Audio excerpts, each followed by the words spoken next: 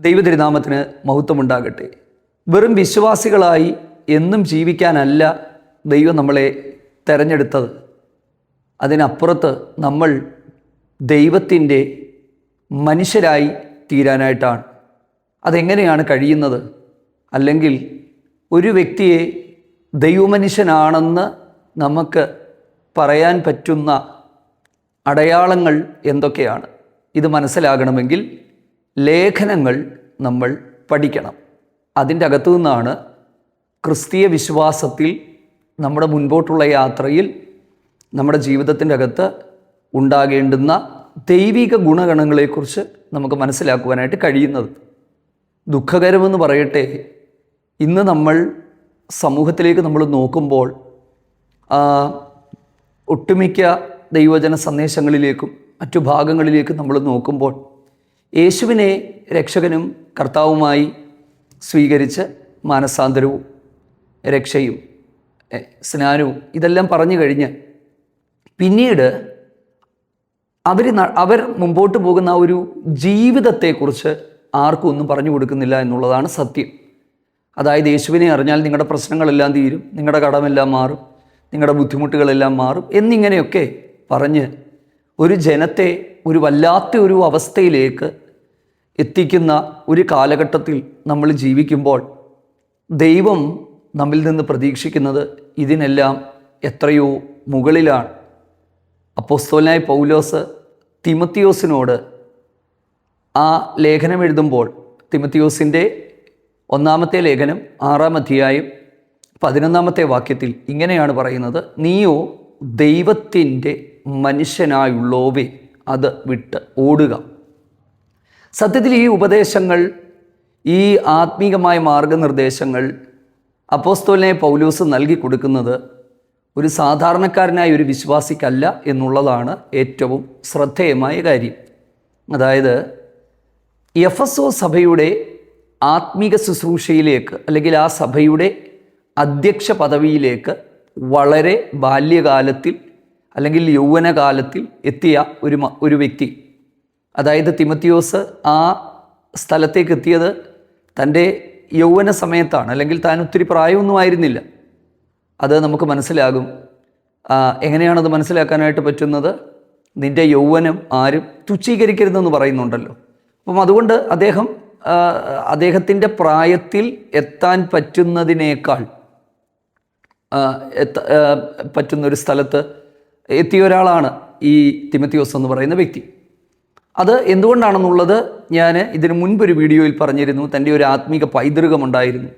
പ്രാർത്ഥിക്കുന്ന ആത്മീയ കാഴ്ചപ്പാടുള്ള ഒരമ്മ, ഒരു വലിയമ്മ, അവരിലൊക്കെയുള്ള ഗുണങ്ങൾ തന്നിലുണ്ടായിരുന്നു. ഒരുപക്ഷെ അവരുടെ കണ്ണുനീരും അവരുടെ പ്രാർത്ഥനയും അവരുടെ സമർപ്പണവും ഒക്കെ ആയിരിക്കാം ഇദ്ദേഹത്തെ വളരെ ചെറിയ പ്രായത്തിൽ ഒരു സഭയുടെ അധ്യക്ഷ പദവിയിലേക്ക് എത്തിച്ചത്. പക്ഷെ അദ്ദേഹം ആ പദവിയിൽ ഇരിക്കുമ്പോഴും ദൈവം നിന്നെ ആ പദവിയിൽ എത്തിച്ചല്ലോ, ദൈവത്തിന് നന്ദി, ദൈവം നിന്നെ ഇനി അനുഗ്രഹിക്കട്ടെ, നിൻ്റെ ശുശ്രൂഷകളെ ധാരാളമായി ദൈവം അനുഗ്രഹിക്കട്ടെ, വളർത്തട്ടെ എന്നൊക്കെ പറയുന്നതിന് പകരം അപ്പോസ്തലനായ പൗലോസ് ഒരു വലിയ കൂട്ടായ്മയുടെ അധ്യക്ഷനായ ഒരാളോട് പറയുകയാണ്, ശ്രദ്ധിക്കേണ്ട കുറച്ച് കാര്യങ്ങളുണ്ട്. എന്താ? നീ ചിലതിനെ വിട്ടുകളയണം, ചിലതിനെ ചേർത്ത് പിടിക്കണം. യഥാർത്ഥമായി ഒരു ആത്മീയൻ മുമ്പോട്ട് പോകുമ്പോൾ അവൻ ലഭിക്കുന്ന അനുഗ്രഹങ്ങളെക്കാൾ ഉപരി അവൻ്റെ ജീവിതത്തിൽ അവൻ ചേർത്ത് പിടിക്കുകയും തള്ളിക്കളയുകയും ചെയ്യേണ്ടതായിട്ടുള്ള കുറച്ച് കാര്യങ്ങളുണ്ട്. സത്യത്തിൽ അങ്ങനെയുള്ള ഒരാളെ മാത്രമേ നമുക്കൊരു ദൈവമനുഷ്യനായി പറയാനായിട്ട് പറ്റത്തുള്ളൂ. അല്ലെങ്കിൽ ദൈവത്തിൻ്റെ കണ്ണിലൂടെ നോക്കുമ്പോൾ ദൈവത്തിന് അധികം ഇഷ്ടം എനിക്ക് തോന്നുന്നത് അങ്ങനെയുള്ളവരോട് ആയിരിക്കാം. അതുകൊണ്ട് നമ്മുടെ ചിന്താഗതികളൊക്കെ ഒന്ന് മാറ്റി നമുക്ക് ഈ ഒരു ദൈവജന സന്ദേശത്തിലേക്ക് നമുക്കൊന്ന് ശ്രദ്ധിക്കാം. നീയോ ദൈവത്തിൻ്റെ മനുഷ്യനായുള്ളോവേ, അത് വിട്ട് ഓടുക. എന്നാണ് വിട്ടോടേണ്ടുന്നത്? തൊട്ട് പിൻപിലത്തെ വാക്യം ദ്രവ്യാഗ്രഹത്തെക്കുറിച്ചാണ്. ദ്രവ്യാഗ്രഹം സകല ദോഷത്തിനും മൂലമാണ്. ഇത് കാംക്ഷിച്ചിട്ട് ഒരുപാട് പേര് വീണുപോയി നാനാവിധ ദുഃഖങ്ങൾക്ക് അടിമകളായി തീർന്നതുകൊണ്ട് പ്രത്യേകം ഒരു കാര്യം നീ ശ്രദ്ധിക്കേണ്ടതായിട്ടുണ്ട്. എല്ലാ തരത്തിലുള്ള ദ്രവ്യാഗ്രഹവും നമ്മൾ ഒഴിഞ്ഞിരിക്കേണ്ടതാണ്. ഞാൻ ഇതിനു മുമ്പ് ദ്രവ്യാഗ്രഹത്തെക്കുറിച്ച് അല്ലെങ്കിൽ പണത്തെക്കുറിച്ച് ചില കാര്യങ്ങൾ ഞാൻ പറഞ്ഞിട്ടുണ്ട്. അതായത് നമുക്ക് ജീവിക്കാൻ പണം ആവശ്യമാണ്. നല്ല വീടുകൾ വേണം, കുഞ്ഞുങ്ങളെ പഠിപ്പിക്കണം, മാന്യമായ രീതിയിൽ ജീവിക്കണം, പട്ടിണി കിടന്ന് ദൈവനാമം ദൂഷിക്കപ്പെടാനൊന്നും ഇടയാകരുത്. ഇനിയും ചില നാളുകൾ കഷ്ടതയിലൂടെ നമ്മൾ പോകാൻ ദൈവത്തിന് ഇഷ്ടമെങ്കിൽ കടത്തിവിടും. പക്ഷെ നമ്മൾ ശ്രദ്ധിക്കേണ്ട ഒരു കാര്യമെന്ന് പറയുന്നത്, നമ്മൾ ഒരിക്കലും പണത്തെ സ്നേഹിക്കാനോ പണം കിട്ടാനോ നമ്മൾ ഒരു കാര്യവും ചെയ്യാൻ പാടില്ല. നമ്മൾ പ്രത്യേകം ശ്രദ്ധിക്കണം. നമ്മുടെ ആവശ്യങ്ങൾ നമ്മൾ ദൈവത്തോട് പറയുക. നമ്മൾ മറ്റുള്ളവരെ സമീപിക്കുമ്പോൾ ദ്രവ്യാഗ്രഹത്തിൻ്റെ ദുഷ്ടലാക്കോടുകൂടി നമ്മൾ ഒരിക്കലും സമീപിക്കരുത്. സുവിശേഷത്തെ നമ്മൾ വിൽക്കാൻ പാടില്ല. ദൈവത്തിന് സ്തോത്രം. നമ്മളിത് വളരെ ശ്രദ്ധിക്കേണ്ടുന്നൊരു കാര്യമാണ്. നമ്മുടെ ആവശ്യങ്ങളുണ്ടെങ്കിൽ നമുക്കൊരു പാവിരിച്ചിടാം, ദൈവസന്നിധിയിലിരിക്കാം, ദൈവത്തോട് പ്രാർത്ഥിക്കാം. നമ്മുടെ ആവശ്യങ്ങൾ നടത്തിത്തരാൻ ദൈവം വിശ്വസ്തനാണ്. അതുകൊണ്ടാണ് സകല വിധത്തിലുള്ള ദ്രവ്യാഗ്രഹവും വിട്ട് ഒഴിയണമെന്ന് പറഞ്ഞിട്ടുള്ളത്. നമ്മൾ ഈ വേദപുസ്തകം പഠിച്ചാൽ ഈ എല്ലാ തരത്തിലുള്ള പാപങ്ങൾ ചെയ്തവരും മടങ്ങി വന്നിട്ടുണ്ട് ദൈവസന്നിധിയിൽ. പക്ഷേ ദ്രവ്യാഗ്രഹം എന്ന് പറയുന്ന പാപത്തിൽ വീണ് പോയിട്ടുള്ളവരെയൊക്കെ നോക്കിക്കോ. ഈസ്കരിയോത്ത യൂദ, പഴയ നിയമകാലത്തിൽ ആരെയും എടുത്തു നോക്കിക്കൊള്ളുക. ഇങ്ങനെ പണം എന്ന് പറയുന്ന ആ ഒരു കാര്യത്തിൻ്റെ അകത്ത് വീണു പോയിട്ടുള്ളവരാരും തിരികെ വന്നിട്ടില്ല. അതുകൊണ്ട് എല്ലായ്പ്പോഴും നമ്മൾ ഉറപ്പിക്കണം, കർത്താവേ ഞങ്ങളുടെ ലക്ഷ്യം തെറ്റിപ്പോകല്ലേ. ഞാൻ പറഞ്ഞില്ലേ, ഇതൊക്കെ ആവശ്യമാണ്. അത് ദൈവഹിതപ്രകാരമുള്ളത് മാത്രമേ നമ്മുടെ കൈകളിൽ വരാവൂ. അല്ലാത്തതൊക്കെ നമ്മൾ നേടിയെടുത്താൽ ആ റിബേക്ക അപ്പൻ്റെ ഗൃഹബിംബം എടുത്തുകൊണ്ട് പോയതുപോലെ ഇരിക്കും. അപ്പൻ്റെ ആ ഗൃഹബിംബം എടുത്തുകൊണ്ട് പോയവൾക്ക് സംഭവിച്ചത് എന്താ പറയുന്നത് നമുക്കറിയാമല്ലോ. ആ പോകുന്ന വഴിയിൽ മരണപ്പെട്ടു പോയൊരവസ്ഥ. ദൈവത്തെ കൂടാതെ നമ്മൾ കൈവശമാക്കുന്നതും നേടുന്നതുമെല്ലാം ആ നിലയിലാകും. അപ്പം ഒരു യഥാർത്ഥ ദൈവഭക്തൻ്റെ അടയാളം എന്ന് പറയുന്നത്, ആ ദൈവഭക്തൻ ഒരിക്കലും പണത്തെ സ്നേഹിക്കുന്നവനാകില്ല, പണത്തെ പിന്തുടരുന്നവനാകില്ല. വിട്ടുകളയുക എന്നുള്ളതാണ് ഒന്നാമത്തേത്. നീ അത് വിട്ട് ഓടുക. 2, ദൈവഭക്തൻ പിന്തുടരേണ്ടുന്ന 6 ക്വാളിറ്റികൾ, 6 ഗുണഗണങ്ങൾ അതിനകത്ത് എഴുതിയിട്ടുണ്ട്. ഞാൻ 6 ഗുണഗണങ്ങളെക്കുറിച്ച് വായിച്ചപ്പം എനിക്ക് ഏറ്റവും രസകരവും അത്ഭുതകരവുമായി തോന്നിയത് 5-ാമത്തെയും 6-ാമത്തെയും 2 ഗുണങ്ങൾ. ക്ഷമ, സൗമ്യത, 2 കാര്യങ്ങളാണ് കേട്ടോ. മുഴുവനും 6 കാര്യങ്ങളാണ്. നീതി, ഭക്തി, വിശ്വാസം, സ്നേഹം, ക്ഷമ, സൗമ്യത, 6 കാര്യങ്ങളാണ്. ഇതിൽ ഏറ്റവും ഒടുവിലത്തെ 2 കാര്യങ്ങൾ ക്ഷമ, സൗമ്യത. അപ്പം ഈ തിമോഥെയോസിനോട് പറയുകയാണ്, നീ ക്ഷമയെ പിന്തുടരണം, സൗമ്യതയെ ജീവിതത്തിൻ്റെ ഭാഗമാക്കണം. നമ്മൾ ഇന്നത്തെ കാലത്തൊന്ന് ശ്രദ്ധിച്ചാൽ ശരിക്കും ആത്മീകരിൽ നിന്ന് അന്യം നിന്നുകൊണ്ടിരിക്കുന്ന 2 കാര്യങ്ങളാണ് ഈ ഏറ്റവും ഒടുവിലത്തെ 2. ക്ഷമിക്കുന്നതിന് പകരം പലപ്പോഴും പലരും ക്ഷിപ്രകോപികളും പൊട്ടിത്തെറിക്കുന്നവരുമാണ്. സൗമ്യതയ്ക്ക് പകരം അഹങ്കാരികളും നിഗളികളും തുറന്നു പറയാൻ പറ്റാത്തവരുമായി അവർ മാറുകയാണ്.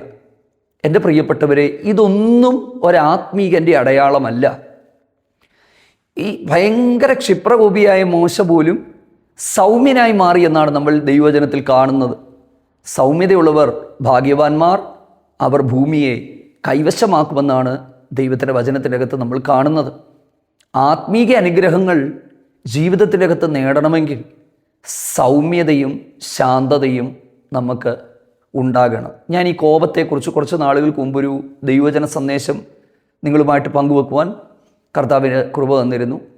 അന്ന് ആ മെസ്സേജ് കേട്ടിട്ട് ഒത്തിരി പേര് എനിക്ക് പേഴ്സണലി എനിക്ക് മെസ്സേജ് അയക്കുകയൊക്കെ എന്നോട് പറഞ്ഞു, ദൈവദാസനെ, ഞങ്ങളുടെ അനുഗ്രഹങ്ങൾ പലതും നഷ്ടപ്പെട്ടുകൊണ്ടിരുന്നത് ഞങ്ങളുടെ കോപ സ്വഭാവത്തിലാണ്.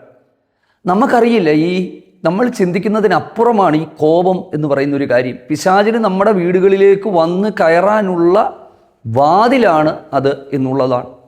ഈ 6 ക്വാളിറ്റീസ് മലയാളം ബൈബിളിൽ നമ്മൾ പിന്തുടരുക എന്നുള്ളതാണ് കാണുന്നത്.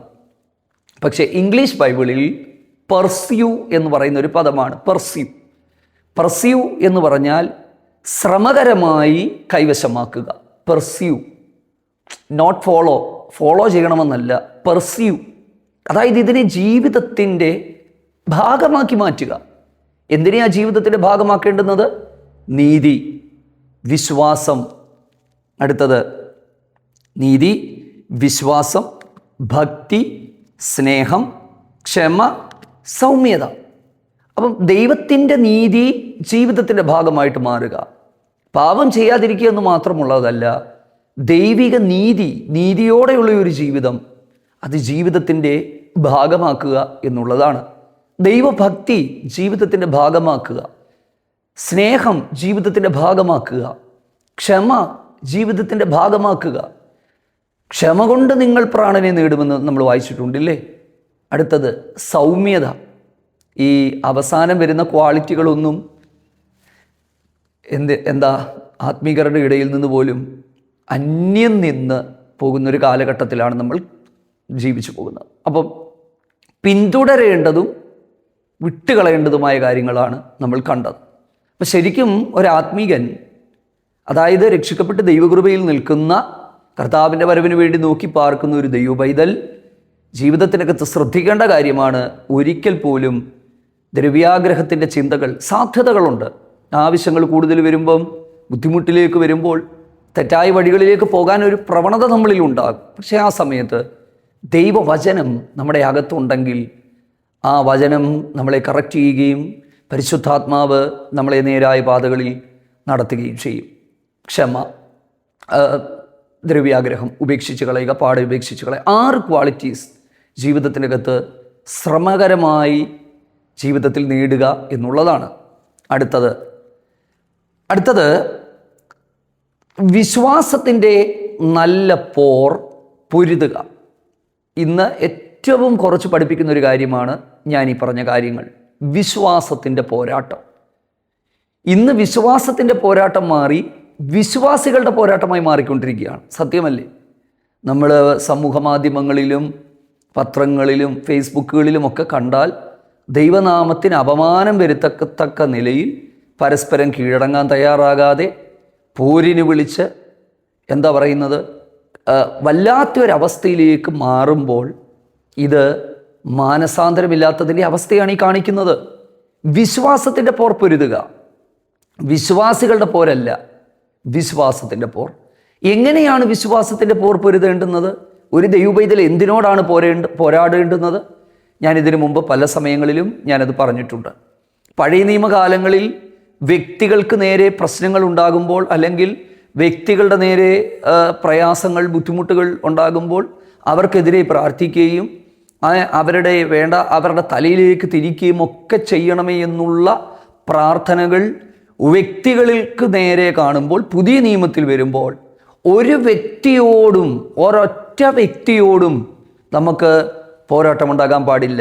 വ്യക്തികളോടല്ല, വ്യക്തികളുടെ പിന്നിൽ പ്രവർത്തിക്കുന്ന പൈശാചിക ശക്തികളോടും ഇരുളിൻ്റെ ശക്തികളോടുമാണ് നമുക്ക് യുദ്ധമുള്ളത്. ആ വ്യക്തികളുടെ മാനസാന്തരത്തിനും മടങ്ങി വരവിനുമായി പ്രാർത്ഥിക്കുക. അപ്പം എന്താ വിശ്വാസത്തിൻ്റെ പോരാട്ടം?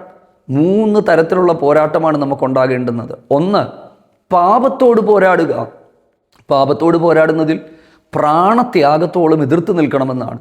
എല്ലാ തരത്തിലുള്ള പാപത്തോടുമുള്ള ഒരു സന്ധിയില്ലാ സമരത്തിലാണ് ഒരു വിശ്വാസി എന്ന് പറയുന്നത്. 2, പിശാചിനോട് നമ്മൾ പോരാടുക എന്നുള്ളതാണ്. ഇല്ലേ? ദൈവത്തിന് സ്തോത്രം. എതിർത്ത് നിൽക്കുക, അതെ, അവനോട് പോരാടുക. Resist the enemy. പിശാചിനോട് എതിർത്ത് നിൽക്കുക, പോരാടുക. 3, സത്യവിശ്വാസത്തിന് വേണ്ടി പോരാടുക. യൂദായുടെ ലേഖനത്തിൽ നമ്മൾ വായിക്കുന്നത് എന്താ പ്രിയരെ? നമുക്കൊരിക്കലായി ഭരമേൽപ്പിച്ചിട്ടുള്ള വിശ്വാസത്തിന് വേണ്ടി പോരാടണം. ഏത് പശ്ചാത്തലത്തിലാണ്? ദുരുപദേശങ്ങൾ, കള്ളപ്രവാചകന്മാർ, അസത്യ പ്രഖ്യാപനങ്ങൾ, വചനത്തിലില്ലാത്തതിനെ കോട്ടി തെറ്റായ ഉപദേശങ്ങൾ. ഈ സമൂഹ മാധ്യമങ്ങളിലേക്കെല്ലാം നോക്കിയാൽ ഏറ്റവും അധികം വഞ്ചിക്കപ്പെടുന്നത് സാധാരണക്കാരായ വിശ്വാസികളാണ്. ഒന്നും അറിയാത്ത പാവങ്ങൾ. അവരോട് അങ്ങനെ ചെയ്യ്, ഇങ്ങനെ ചെയ്യ്, അത് ചെയ്യ്, ഇത് ചെയ്യ്. പലപ്പോഴും ദൈവവചനം അതിൻ്റെ സത്യസന്ധതയിൽ പഠിക്കുവാൻ അവർക്ക് കഴിയുന്നില്ല, അല്ലെങ്കിൽ പഠിപ്പിക്കുന്ന ടീച്ചിങ്ങുകൾ അവർക്ക് കിട്ടുന്നില്ല. ദൈവത്തിന് സ്തോത്രം. അപ്പം ശരിക്കും ഇത്തരത്തിലുള്ള അടിമത്തങ്ങളിലേക്ക്, എന്താ പറയുന്നത്, മാനുഷികമായ അടിമത്തങ്ങളിലേക്ക് പെട്ടുപോയി ചിലർ ഒരു ഭാഗത്ത് വചനത്തിൻ്റെ സത്യത്തെ മറച്ചു വെച്ചുകൊണ്ട് വെറും അനുഗ്രഹവും വിടുതലും ദീർഘവർഷങ്ങൾ ഇതെല്ലാം കേട്ടിട്ട് ഒന്നും ജീവിതത്തിൽ പ്രാപിക്കാത്ത നൂറുകണക്കിന് ആളുകളെ ഞാൻ കാണിച്ചു തരാം. പണം നഷ്ടപ്പെട്ടവർ, സമ്പാദ്യം നഷ്ടപ്പെട്ടവർ, അവരുടെ പലതും കൊണ്ട് കൊടുത്തവർ, വസ്തുക്കൾ പോലും പണയം വെച്ച് കൊണ്ടുപോയി ആത്മീക കൂട്ടായ്മകളിൽ കൊണ്ട് കൊടുത്തവർ, അവർക്ക് പറ്റിയ അമളിയും ചതിയും ഭയങ്കരമാണ്. എന്നെ ഈ ഫോൺ നമ്പർ കിട്ടിയത് കൊണ്ട് ഒത്തിരി പേര് വിളിച്ച് പല അനുഭവങ്ങളും പറയാറുണ്ട്. ഒന്ന് പ്രാർത്ഥിക്കാനായിട്ട് പറയുമ്പം 1000 രൂപ ഗൂഗിൾ പേ ചെയ്യുക, 2000 രൂപ ചെയ്യുക, അതിനുശേഷം നമുക്ക് പ്രാർത്ഥിക്കാം. അപ്പം ഇങ്ങനെയൊക്കെ പറഞ്ഞുകൊണ്ട് സത്യത്തിൽ ജനത്തെ കബളിപ്പിക്കുന്ന, ഇല്ലേ, എന്താ പറയുന്നത്, ദൈവത്തിന് സ്തോത്രം, അനുഭവങ്ങൾ നമ്മൾ ചുറ്റുപാടും കാണുമ്പോൾ സത്യത്തിന് വേണ്ടി നിൽക്കുക, വചനത്തിന് വേണ്ടി നിൽക്കുക. കൃപാവരവും അനുഗ്രഹവും ഒന്നും ആരുടെയും കുത്തകയല്ല. ദൈവം നമുക്കിത് സൗജന്യമായി തന്നു, സൗജന്യമായി നൽകി കൊടുക്കുക. ദൈവത്തിന് സ്തോത്രം. അപ്പം വിശ്വാസത്തിൻ്റെ പോരാട്ടം എന്ന് പറയുന്നത് ഒരു കുഞ്ഞു കളിക്കാര്യമല്ലത്. ഓരോ വ്യക്തിയും പോരാടണം. നമ്മളെല്ലാം ആ ഓട്ടക്കളത്തിലാണ്. ലോകം, പാപം, പിശാച്, കൺമോഹം, ജഡമോഹം, ജീവിതത്തിൻ്റെ പ്രതാപം, ഇതിനെയെല്ലാം ജയിക്കേണ്ടുന്ന ഒരു ഉത്തരവാദിത്വമാണ് നമുക്കുള്ളത്. ദൈവത്തിന് സ്തോത്രം. വിശ്വാസത്തിൻ്റെ നല്ല പോർ പൊരുതുക. അപ്പം ഒരു പോരാട്ടമുണ്ട്. വിശ്വാസികൾ തമ്മിലുള്ള പോരാട്ടമല്ല, വിശ്വാസത്തിൻ്റെ പോരാട്ടമാണ്. അടുത്തത്, take hold of eternal life to which you were called. നീ വിളിക്കപ്പെട്ടിരിക്കുന്നത് എന്തിനാണ്? നീ നിത്യജീവനെ പിടിക്കാനാണ് വിളിക്കപ്പെട്ടിരിക്കുന്നത്. അത് എപ്പോഴും നമ്മുടെ മനസ്സിലുണ്ടാകണം. 24 മണിക്കൂറും നമ്മുടെ മനസ്സിൽ ഒരു കാര്യമുണ്ടാകണം, നമ്മളെ ദൈവം വിളിച്ചത് നിത്യതയ്ക്കായിട്ടാണ്. ആ നിത്യജീവനെ നമ്മൾ പിടിക്കണം. നിത്യജീവൻ ദൈവം നമുക്ക് തന്നിട്ടുണ്ട്. പക്ഷെ നമ്മുടെ ഉത്തരവാദിത്വമോ അതിനെ മുറുകെ പിടിച്ചുകൊണ്ട് യാത്ര ചെയ്ത് മുമ്പോട്ട് പോവുക എന്നുള്ളതാണ്. ആ ഒരു നിത്യതയെ ലക്ഷ്യമാക്കി. വളരെ ഷോർട്ട് ലൈഫാണ്. ഞാൻ കഴിഞ്ഞ ദിവസം ആരോടോ പറഞ്ഞതുപോലെ എൻ്റെ കൂടെ പഠിച്ച പലരും മരണപ്പെട്ടു. കുറച്ച് നാളുകൾക്ക് മുമ്പ് ഒരാൾ ക്യാൻസർ ബാധിതയായി മരണപ്പെട്ടു. മറ്റു ചിലർ ആക്സിഡൻറ്റുകളിൽ മരണപ്പെട്ടു. ഞാൻ എപ്പോഴും ദൈവത്തോട് പ്രാർത്ഥിക്കാറുണ്ട്, ദൈവമേ, എത്ര നാൾ ജീവിക്കുമെന്ന് അറിയില്ല. നമ്മൾ അറിയില്ല ഇനി എത്ര നാൾ ഈ ഭൂമിയിൽ ജീവിക്കുമെന്ന്. പക്ഷെ ജീവിക്കുന്ന കാലങ്ങളിൽ ദൈവമേ, വിശ്വസ്തയോടെ ദൈവം മുമ്പാകെ ജീവിപ്പാൻ ഞങ്ങൾക്ക് കൃപ തരണമേ. നമുക്ക് ആ പ്രാർത്ഥന ദൈവത്തോട് എല്ലായ്പ്പോഴും പ്രാർത്ഥിക്കാം. നിത്യജീവനെ പിടിക്കുക. നമ്മുടെ ലക്ഷ്യം ശരിയാണെങ്കിൽ മാർഗം ശരിയാകുമെന്ന് കേട്ടിട്ടില്ലേ? നിത്യതയാകട്ടെ നമ്മുടെ ലക്ഷ്യം. ഈ ഒരു ദൈവവചന ഞാൻ സാധാരണ പറയുന്നത് പോലെ എനിക്ക് പരിശുദ്ധാത്മാവ് തന്ന ഒരു വലിയ നിയോഗവും ഒരു വലിയ ലക്ഷ്യവുമാണ്. എന്നെ കാണാനും പ്രാർത്ഥിക്കാനും ഒത്തിരി പേര് ഇവിടെ വരുമെന്ന് പറയുമ്പോഴും ഓക്കെ, വരുന്നത് സന്തോഷമാണ്. പക്ഷെ ഞാൻ കൂടുതലും അത് പ്രൊമോട്ട് ചെയ്യാറില്ല. പല ആൾക്കാരും ചർച്ചിലേക്ക് വരാൻ താല്പര്യപ്പെടുന്നവരുണ്ട്, സന്തോഷമാണ് അവർ വരുന്നത്. പക്ഷെ ഞാനതിനെ പ്രൊമോട്ട് ചെയ്യാറില്ല. ദൈവം നമ്മളെ ആക്കിയ സ്ഥലങ്ങളിൽ നമ്മൾ പോവുക. 2, നമ്മൾ വ്യക്തിപരമായി, കാരണം ഞാനൊക്കെ വ്യക്തിപരമായി ഉയർന്നു വന്നവരാണ്.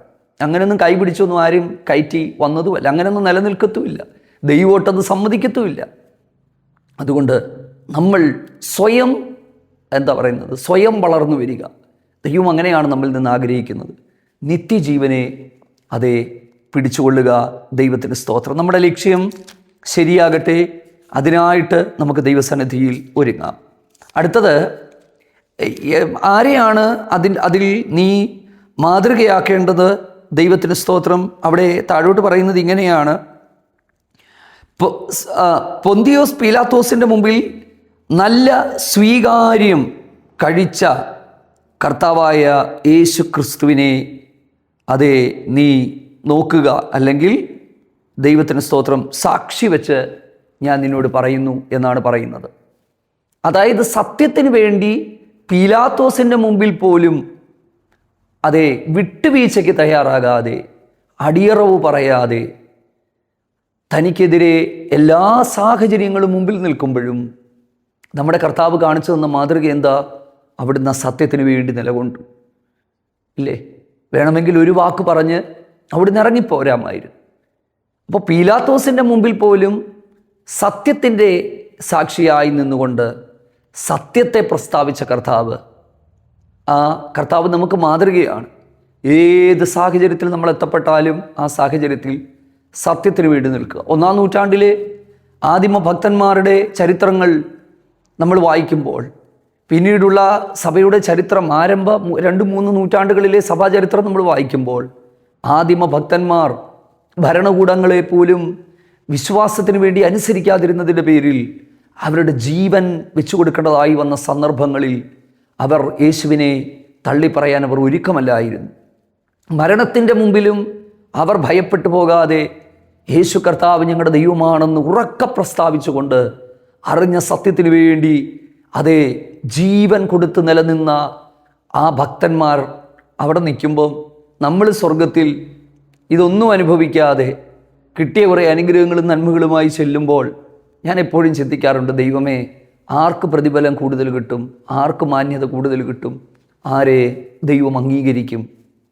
നമുക്കും ആ കർത്താവിനെ മുറുകെ പിടിക്കാം. ഓക്കെ, ഞാൻ ഇന്നത്തെ ഈ ഒരു ദൈവജന ശുശ്രൂഷ ഇവിടെ നിർത്തുകയാണ്. ദൈവം നമ്മെ സഹായിക്കട്ടെ. വിട്ടുകളയാനുള്ളതും ചേർത്ത് പിടിക്കാനുള്ളതും. ദ്രവ്യാഗ്രഹം വിട്ടുകളയുക, ചേർത്ത് പിടിക്കാനുള്ള 6 ഗുണങ്ങൾ. വിശ്വാസത്തിന് നല്ല പോർ പൊരുതുക. Take hold of eternal life. നിത്യതയെ മുറുകെ പിടിക്കുക. നിത്യതയ്ക്ക് ആവശ്യമായിട്ടുള്ളതെല്ലാം ജീവിതത്തിൽ കരുതിക്കൊണ്ട് ആ വിശുദ്ധിയോടും വേർപാടോടും സത്യവചനത്തെ അതേ യഥാർത്ഥമായി പ്രസംഗിച്ചുകൊണ്ട് നല്ല മനസ്സാക്ഷിയിൽ മുമ്പോട്ട് പോകാൻ കർത്താവ് നമുക്ക് കൃപ നൽകട്ടെ. ദൈവം നമ്മെ എല്ലാവരെയും സഹായിക്കട്ടെ. ഞങ്ങളെ ഓർത്ത് നിങ്ങളും പ്രാർത്ഥിക്കുന്നുണ്ട്. ഒത്തിരി സന്തോഷമുണ്ട്. നിങ്ങളെയൊക്കെ ഓർത്ത് കഴിയുന്നതും ദൈവസന്നിധി സ്തോത്രം ചെയ്ത് പ്രാർത്ഥിക്കുന്നുണ്ട്. God bless you.